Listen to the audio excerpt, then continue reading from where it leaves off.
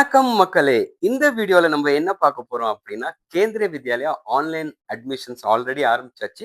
நெறைய பேர் டவுட் கேட்டிருந்தாங்க. பால்வாட்டிகா 1 அப்ளை பண்ணணும். ப்ரீ-கேஜி எந்தெந்த ஸ்கூல்ல இருக்குன்னு நெறைய ஸ்கூல்ல இருக்குன்னு நெனச்சுட்டு, நெறைய பேரு லிஸ்ட்ட பார்த்துட்டு இல்லன்னு சொல்லிட்டு என்ட்ட வராங்க. ஸோ, அதனால தான் இந்த வீடியோ நான் வந்து பால்வாட்டிகா ஸ்கூல்ஸ் தமிழ்நாடுல எங்கெங்க இருக்கு, எப்படி அட்மிஷன்ஸ் போடுறதுன்னு இந்த வீடியோல நம்ம பார்க்க போறோம். ஓகே, டீட்டெயில் போயிடலாம். ஸோ, ஃபர்ஸ்ட்டு வந்து மினிமம் பார்த்தீங்கன்னா, உங்களுக்கு வந்து ஸ்டார்ட் ஆகுறது ஏஜ் வச்சு தான்.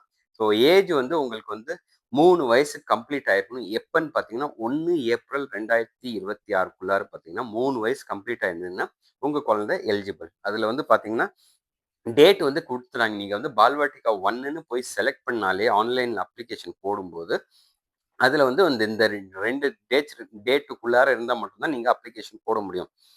ஏப்ரல் 2022, ஏப்ரல் 2023க்குள்ளார பொறந்திருக்கணும். அந்த ரேஞ்சுல இருந்தா, அங்க வந்து நீங்க ஃபில்லே பண்ணலாம். இல்லன்னா, நீங்க போடவே முடியாது. ஆன்லைன்ல போய் செலக்ட் கூட பண்ண முடியாது. ஒண்ணும் பண்ண முடியாது. டைரக்ட் இது இன்னொன்னு நெறைய பேர் கேட்கறது வந்து பால்வாட்டிகா சேர்த்துட்டா திருப்பி ஃபர்ஸ்ட்டுக்கு வந்து திருப்பி அட்மிஷன் போணும். அது மாரிலாம் கிடையாது. பால்வாட்டிகால நான் சொன்ன மாரி ஒரே ஒரு செக்ஷன் இருக்கு. 40 சீட் தான் இருக்கு. அதுல ஆர்டிக்கு வந்து 10 சீட் இருக்கு.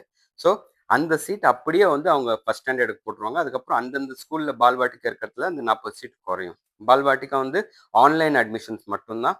ஸோ, இந்த லிங்க்ல போயிட்டு நீங்க வந்து ஆன்லைன் அட்மிஷன்ஸ் போட்டுக்கலாம். இந்த லிங்க்க பார்த்துக்கோங்க. வேணா ஸ்கிரீன்ஷாட் எடுத்துட்டு அந்த லிங்க் ஆக்சஸ் பண்ணுங்க. நான் சொல்றேன் அது எப்படின்னு. 2 இதுல வந்து பார்த்தீங்கன்னா, பால்வாட்டிகா 1 இருக்க ஸ்கூல்ல பார்த்தீங்கன்னா, உங்களுக்கு 2 அண்ட் 3 கண்டிப்பா இருக்கும். 2 அண்ட் 3 வந்து இந்த ஸ்கூல்ல என்ன பண்ணுவாங்கன்னா, ஆஃப்லைன் போடுவாங்க. என்னன்னா 1லேருந்து 2க்கு போவாங்க. 2லேருந்து 3 போயிடுவாங்க. ஸோ, அதனால உங்களுக்கு 1 வந்து 0வா இருக்கும். வேக்கன்சி இருக்கும்.